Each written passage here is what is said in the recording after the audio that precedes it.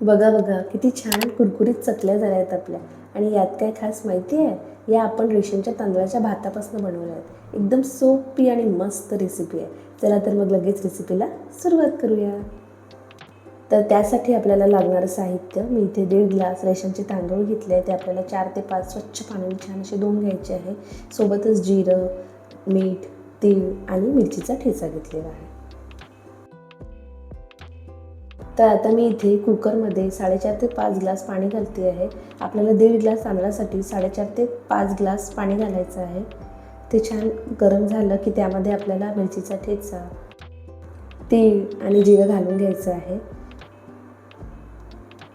आणि आपलं मीठ पण घालून घ्यायचं आहे. ते छान मिक्स करून घ्यायचं आहे आपल्याला. नंतर आपल्याला त्यामध्ये तांदूळ घालून घ्यायचे आहे. ते पण आपल्याला छान एकदा मिक्स करून घ्यायचं आहे. आता आपल्याला कुकरला याच्या 5 ते 6 शिट्ट्या काढून घ्यायच्या आहे. आपल्याला आपला भात छान मऊ शिजवून घ्यायचा आहे.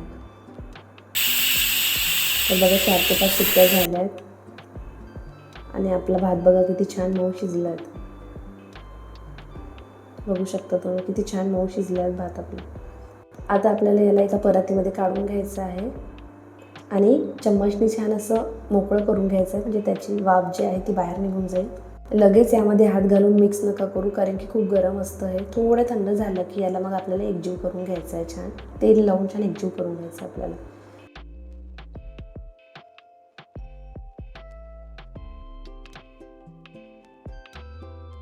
आता आपल्याला याचे चकल्या पिळून घ्यायच्या आहे, म्हणून हाताला छान तेल लावून घ्यायचं आणि असे गोळे करून घ्यायचे. जसं आपण चकली करतो तशाच प्रमाणे आपल्याला चकली करून घ्यायची आहे.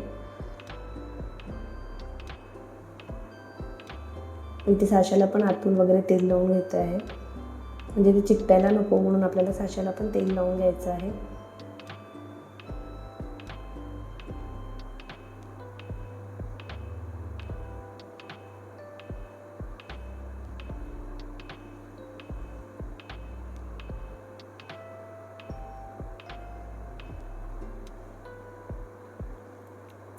आणि आपल्याला छान अशा चकल्या पिळून घ्यायच्या. अजिबात चकली तुटत नाही, मध्येच खूप छान चकल्या होतात.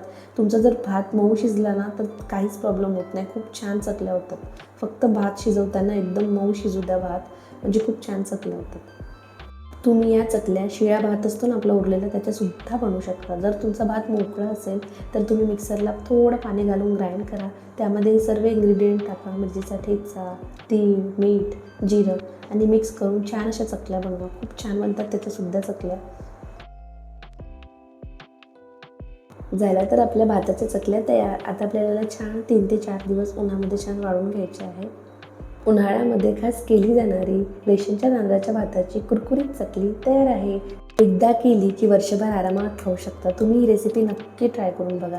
फक्त आपल्याला तळताना लक्षात ठेवायचं आहे की कढईमध्ये तेल आधी छान गरम होऊ द्यायचं आहे. नंतर आपल्याला चकल्या तळून घ्यायच्या आहेत. चकल्या अजिबात तेल पीत नाही किंवा तेलकट होत नाही. बघा किती छान फुलल्या आहेत आपल्या चकल्या. अगदी कुरकुरीत आणि चविष्ट लागतात. आजची ही झटपट आणि सोपी रेसिपी तुम्हाला आवडली असेल तर लाईक करा, शेअर करा आणि अजूनही चॅनलला सबस्क्राईब केलं नसेल तर चॅनलला सबस्क्राईब करा. चला तर मग परत भेटूया अशाच एका नवीन रेसिपीसोबत. धन्यवाद.